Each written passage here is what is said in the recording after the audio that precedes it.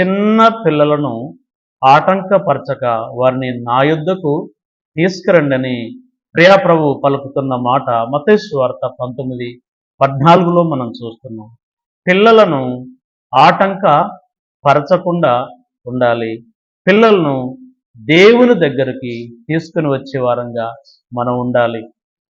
పిల్లలను చిన్న చూపు చూడకూడదు, నిర్లక్ష్యము చేయకూడదని అదే మత్తయి 18:10లో మనం చూస్తున్నాం. చిన్న పిల్లలు నష్టపోకుండా జాగ్రత్త పడాలని అదే మత్తయి సువార్త 18:14లో మనం చూస్తున్నాం. పిల్లలకు కోపము రేపక ఉండాలి అనే సంగతులు ఎఫెసీ 6:4లో మనం చూస్తున్నాం.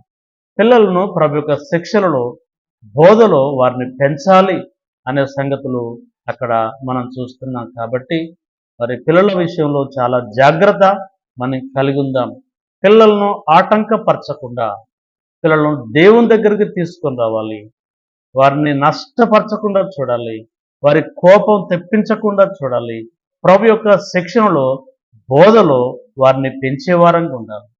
బాలుడు నడవలసిన త్రోవలో వారిని నడుపుడి, పెద్దవాడైనప్పుడు వాడు అందులో నుంచి తొలగి పోడని సామెతలు 22:6లో మనం చూస్తున్నాం. కాబట్టి పిల్లలను ఏ రీతిలో మనం నడిపించాలో ఆ రీతిలో నడిపిస్తూ దేవుని దీవెనలు, ఆశీర్వాదాలు వారు పొందినట్లు మన వంతు ప్రయత్నాన్ని మనం చేద్దాం.